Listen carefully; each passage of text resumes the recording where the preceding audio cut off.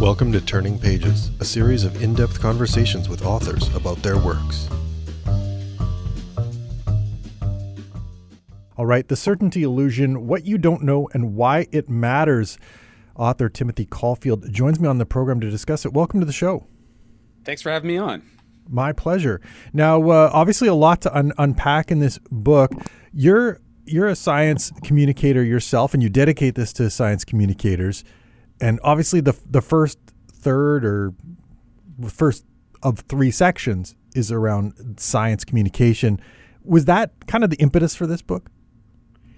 You know, it was. And the degree to which science evidence is being twisted right now in this cultural moment, I've never seen anything like it. And so I really felt there was a knowledge production and knowledge dissemination crisis happening. So yeah, for sure. I think that was the concern that gave momentum to the book. I'm always curious about kind of the genesis of a book. I mean, because, it takes time to put a book like this together.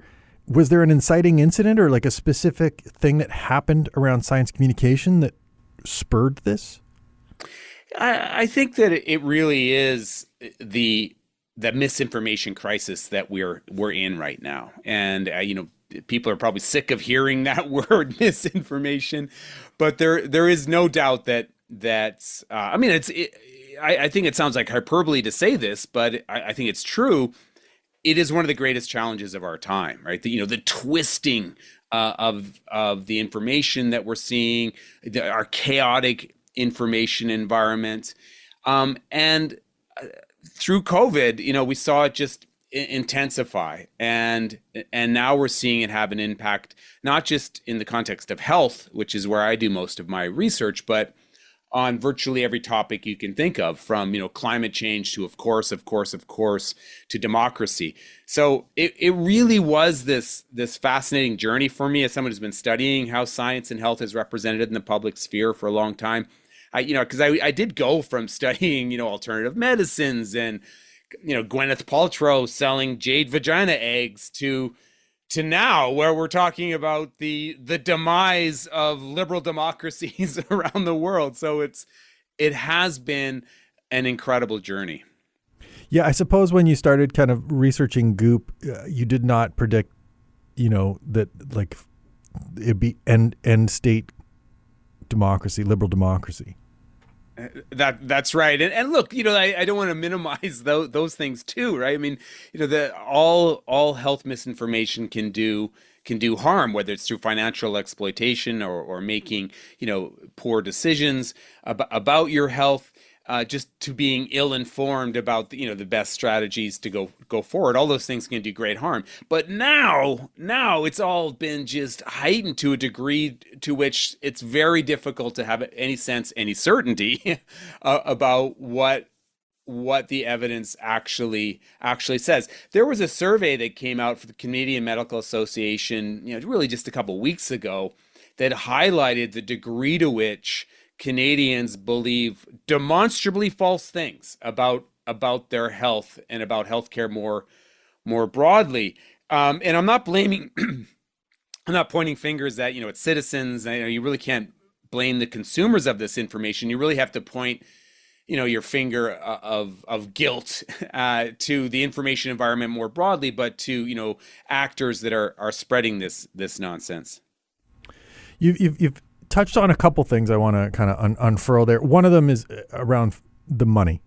And it seems to me in all of these circumstances, in all three kind of prongs of this, following the money seems to be kind of something you need to do. If you're concerned at all about kind of the credibility or the veracity of information, figuring out who has a financial incentive to muddy the waters seems to be very important. It is important, and I would broaden that to just incentives in general, right? So sometimes the incentive is to create a bigger brand for yourself, which yes has financial implications, to push a particular agenda, perhaps it's a political agenda, and even think of the role of state actors in spreading misinformation. I think a lot of Canadians probably don't realize the degree to which state actors, spread misinformation about things like vaccines, right? And the goal there is to create distrust in institutions, right? To throw sand in the gears of our society. And unfortunately, it works, especially if it's a polarizing topic, climate change, LGBTQ plus issues, vaccines. You spread misinformation about those things. You facilitate the creation of polarization, and your side wins a little bit, right? And we've seen that play out. So yeah, follow the money. Try to get some sense as to why this information, who does it benefit is it being spread? Those are, I think, really important strategies. That polarization that you mentioned there, it does play into what you address in the introduction about, social media. Basically, the reward structures built into social media are polarization. Yeah, I think you're right about that. And even since I wrote the book, there's been more research that highlights the degree to which this is so. For sure, the incentives baked into social media platforms, but really the internet more broadly, such as search engines, facilitate the spread of misinformation and polarization. So a couple studies, for example, a study came out November, December of last year of 2024, found that much misinformation is tethered to rage, to grievance, to fear, right? And that's because if the social media content plays to those things, we're more likely to share it without opening it. We're more likely to believe it, especially if it plays to our preconceived notions. And because of that, it facilitates polarization. Another study, and there's been a lot of studies that have come to this conclusion, highlights the degree to which social media rewards, through likes and shares, rewards extreme content. And one of the interesting things about that is if you live in an echo chamber, your extreme content may not seem so extreme anymore, right? So you've got to get more extreme. So it really shows how there's this vicious cycle that not only spreads misinformation, but kind of invites and rewards extreme misinformation. And I think we're seeing what happens to a society when that's how the incentives are lined up. Yeah, I think it's a 2023 Yale study that you cite in the introduction around, like the habits of, the motivation for online engagement, as you say, superseding the truth, that getting people riled up is kind of the motivation in and of itself. That's right, and we know it works. I wrote a piece recently for the Toronto Star, came out in January, where I argue that we're living in a fear-demic because we respond, placed to our negativity bias, right? Which, is probably hardwired, evolutionary predisposition, right? Remember that's where the tiger is hanging out. Don't go over there. Don't eat that food. That is beneficial when you're living in those kinds of circumstances. Fast forward to now, and we have this incredibly chaotic information environment. We can't process all the information that we're bombarded with, so we react emotionally to those headlines. So there was another study, again, it came out after I finished writing the book, that found that 74% of social media posts are shared without clicking through, right? So these are individuals, and we all do this, right? These are headlines, these are memes that play to our emotions, and that's what feeds. People should remember that. That's what feeds our social media, our likes. It's these emotional responses. Pushing back against those emotional responses is something you obviously argue for amongst science communicators, because when folks are pushing against some real science with junk science. Like how practical do you think that kind of work is? Like sometimes, I think of that like gif of the guy shoveling sand on the water's edge and the waves just keep, undoing it. Like, is it a struggle to do this? Is it an impossible struggle based on the sheer volume of like crap? Yeah, I mean it's a great question, and at the beginning, I think you were highlighting that given that those who are spreading misinformation, they can say whatever the hell they want, right? And then just make it sound as scary and nonsensical as will serve their aims. Whereas those who are trying to spread accurate content have to be nuanced and have to, give a voice to the inherent uncertainty of science. Those feels like, it's taking a knife to a gunfight kind of analogy. But I think it can be done. I think it can be done. I think we can make accurate, interesting, engaging content that is both scientifically accurate and people are going to be interested in. And there are some projects that are doing that, and that means partnering, I think, with creatives, with comedians, with artists, with graphic designers. And I've been involved in a few projects that try to do exactly that. But the other good news is there has been studies that have shown it does feel futile. Oh my God, does it sometimes feel futile? There's just so much of it. But it does make a difference. In other words, spreading good content online does make a difference. Debunking makes a difference. Pre-bunking can make a difference. Teaching critical thinking skills can make a difference. I think it's really important, and I try to highlight this in the book, that we got to recognize this is a multi-pronged approach that is required, right? It's not going to be one tool that fixes all this. We have to come at this from every direction. And I think it's really important to highlight that, this is, these are strategies that happen within the marketplace of ideas, right? We're not talking about some kind of harsh censorship regime. On the contrary, we're talking about working within the marketplace of ideas to counter the nonsense. As far as that goes, then, like building out science communication, obviously not everyone who's a researcher can also be a communicator of their own research. Yeah, another excellent point. So very recently, I did late last week in Science, the lead op-ed in Science, which is as you probably know, one of the most prestigious biomedical or just science journals.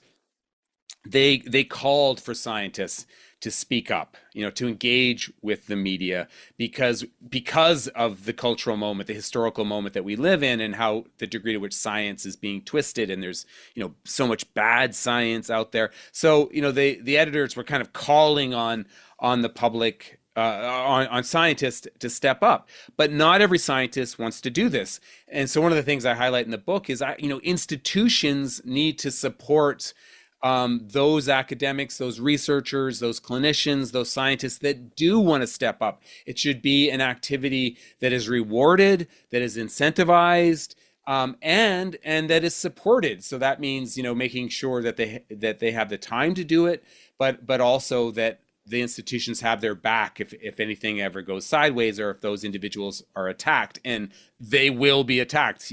Now that might sound self-serving because this is something I do, but I'm at the other end of my career. I'm really thinking about those new voices that are emerging really across Canada, around the world. They need our support. Those new clinicians, those science communicators, those emerging young scientists, they need our support because we need their voices. But what we don't need is the hype. And this is something you talk about, in terms of research and the way that the granting structure exists, that there's like an overpromising. There is, and this is a topic that I've done a lot of research on, with my wonderful interdisciplinary research team,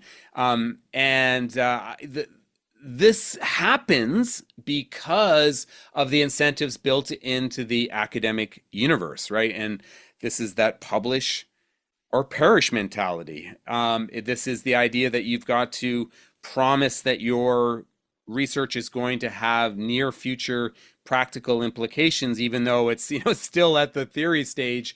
You've got to overpromise to get grants. You've got to overpromise to get your work published in prestigious journals. And I'm not pointing the finger necessarily at individual academics. It's more the systemic pressures that emphasize quantity over quality. And I think there's growing recognition of this problem in academia, and hopefully we're going to see a shift. But unfortunately, in this political environment, I'm not sure if that's going to happen. But I think it's something that's absolutely essential, because we need to be able to have trustworthy evidence and science or as a foundation, right? As a foundation to allow us to counter the bunk that circulates so much. And the other big problem is that there's so much bad science out there. There's so much fraudulent science. There are so many predatory journals that are polluting the literature in a way that is incredibly problematic, that can make it difficult for even experts to tease out what the scientific consensus is in a particular area. And if I may give you a really powerful example of that, during the RFK confirmation hearing. So this is, on the Capitol in the United States, the confirmation hearings, you have this individual, RFK Jr., referring to a study, and I'm putting that in air quotes, that allegedly showed a connection between, or association between, vaccines and autism. It was a completely bunk study published in a bunk journal that was really an anti-vax fanzine more than it was an academic journal. But it looks real. And if you were going to take the time even to go look at the studies referencing, and you don't have knowledge of how academic publications are supposed to work, it looks pretty legitimate. Right. And we're seeing more and more publications like that polluting the academic literature. And I discussed that in the book, too. Yeah, I was going to say the hijacked journals section was something like I did not know about this area of academic publishing, but it ties into that, like you said, publish or perish, that like in order to get yourself published, you might seek out these kind of opportunities, but at the same time, they're exploitative and they're also pushing junk science. That's right. So I've had trainees come, hey, look how exciting is! I got this email inviting me to publish in this particular journal, and then I've got to tell this individual, this trainee, oh well, that's a predatory journal, and they're just looking for your money. It's not really legitimate, and the pressure on these young academics is really intense to get as many publications out there as possible. And studies have shown that, unfortunately, it works, right? Because if you're going up in front of your faculty evaluation committee and you have this list of publications, it's not like they're going to go through and really investigate what this journal is like, and how credible is this journal. And so this massive industry, it's like $1 billion industry for low quality or no quality journals has emerged. And the other thing that's, this may sound like an esoteric inside baseball kind of concern. It's not, right? Because it's polluting the academic literature in a way that's having an impact on how decisions are made. These kinds of publications are used, like RFK Jr. just did, to push, nonsense. And it's your tax dollars funding lots of these publications, because people are using grant money that comes from tax dollars to fund the publication in these bunk journals. So it's a big problem that needs to be solved. Yeah, it seems like problematic on two sides, right? Not just like what are they trying to wring out of the grant money, but also that like then that is used to fuel these kinds of like ivermectin type things. Yeah, you see that. You're exactly right. And in the book, I have an example of a fake regenerative therapy called the O shot. And it's justified, its efficacy is justified based on a study, again in quotes, that was published in a predatory journal. And, so even if you were someone who's trying to be diligent, well, I hear about this new therapy, let me see what you go to the website of the clinic, and then the clinic, puts a link to this study, it looks real. And unfortunately, that is happening more and more, and it's making it more difficult for people to cut through the noise. There's a real irony here because um, one of the ways to fix this is to have experts, people who are real experts in the field, right, in that area, explain what the good science actually says. But this is happening at the precise moment when experts are being torn down, right, or being demonized, and we're seeing this death of expertise. So it's kind of a worst case scenario. It really does seem like catch-22-ish, that it's like it further muddies the waters around trust in science because they use science-y sounding things to make incredulous claims that it doesn't help further the goals of science. Yeah, you're 100% correct. And, I point that out in the book that, this use of science, they're leveraging science because they know that most people think, it's, as I joke in the book, that science as a brand, right? Or the Enlightenment as a brand has won, right? No one says my product has less science. My product has not been proven by good evidence. No one says that. They try to give whatever they're selling, whether it's a product or an ideology or a brand, a veneer of legitimacy by referencing science. But by doing that, they're also eroding science and our trust in science, because invariably that stuff is nonsense. Yeah, it's the science halo in the same way that you talk about a health halo when you talk about the goodness illusion. Exactly right. Exactly right. The goodness illusion section, which comes after the science one, it seems like a natural outgrowth. You were talking about, researching, goop and things like that. Was the third one, like, how did you land on, the way that you structured this book and the opinion illusion? Was that the natural then, like, consequence of the other two? Or how did you kind of think of this or conceive of this when you were mapping out the book? Yeah, that's a really interesting question. So there's a couple. I'm curious if you agree with my strategy here. Well, I did try to kind of map what I think people are interested. People look when people are making a decision, big or small. They look for evidence about what about the topic. They try to do what's right. What's best for them. For their family and their community, right? So that's the goodness part of it. But then they also want to know what are people's opinions about these things? Can I turn to sort of other people's views in order to inform my decision? So that was one of the reasons I landed on that one. But the other reason I did. And by the way, there were other topics I was going to cover, and we can come back to that. But the other reason I touched on the opinion illusion is because the book does have a lot of kind of weighty, grim topics in it. I wanted to have a topic that felt less weighty, that felt like it was maybe a little less urgent, because I wanted to highlight how these forces creep into every corner of our life. And so I thought looking at the opinions, such as online reviews, was a good way to do that. And but then I started researching it. So this was the topic that I personally had done less research on. And by the way, since I finished the book, we've actually done research on this now. Our team has actually looked into online reviews. But I wanted to pick something that, as I said, that didn't have that much weight. But as I did more research on it, you realize, oh my God, trillions of dollars are moved based on online reviews. No one makes a decision now without looking at an online review. And therefore, of course, given the value of online reviews, they're going to be manipulated because that's how the incentives line up again. Yeah, if there's money to be made, there's going to be a problem involved in making that money. What didn't get into this book then? What did you have to cut?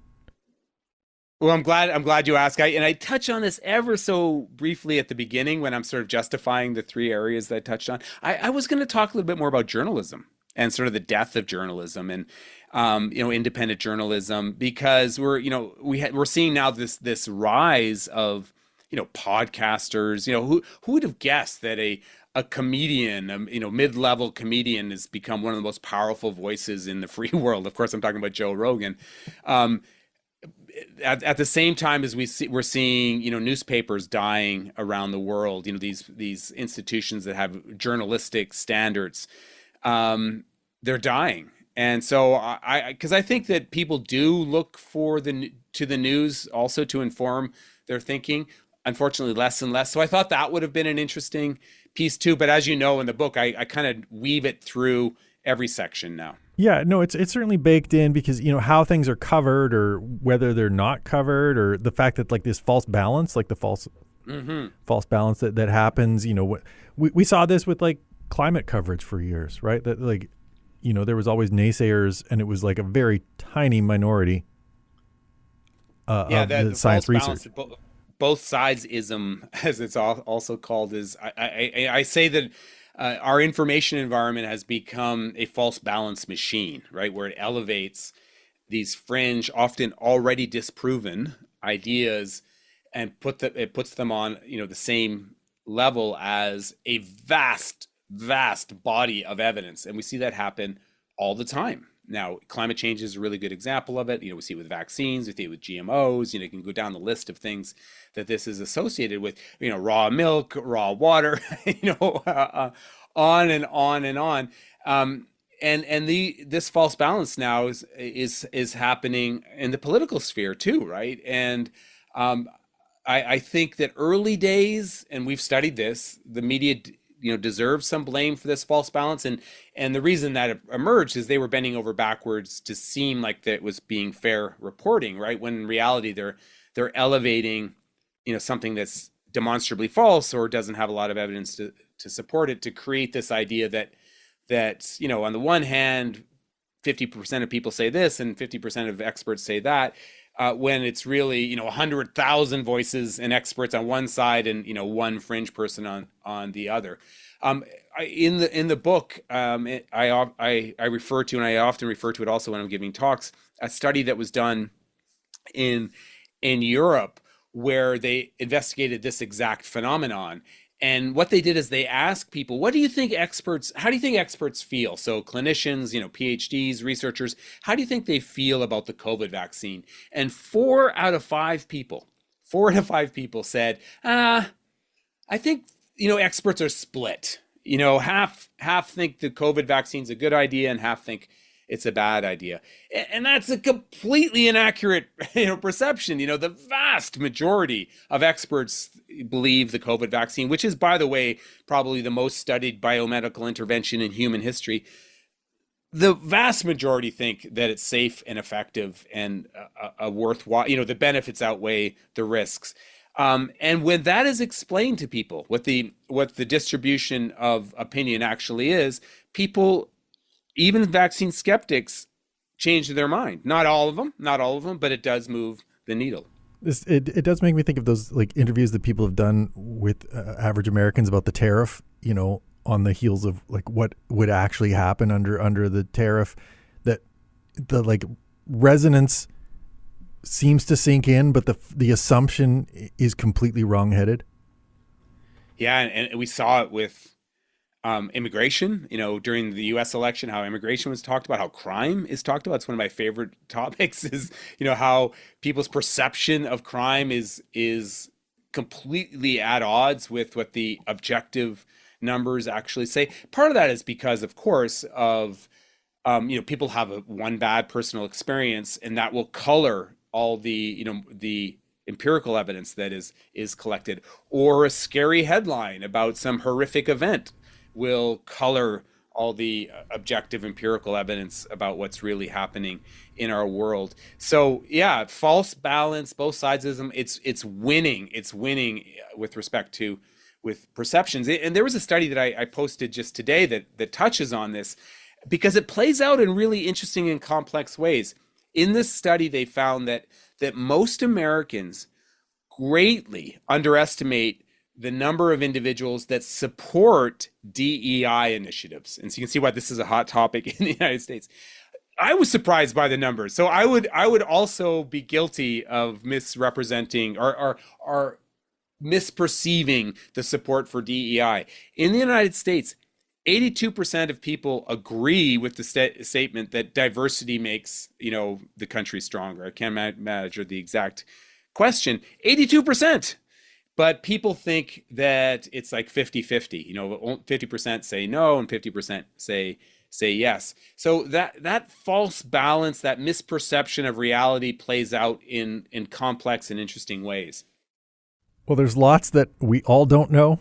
It all matters. The book, The Certainty Illusion, certainly touches on a lot of that. Timothy, thanks for joining me on the program, and thanks for the opportunity to discuss the book. Well, thanks for having me on. Really, I appreciate the opportunity.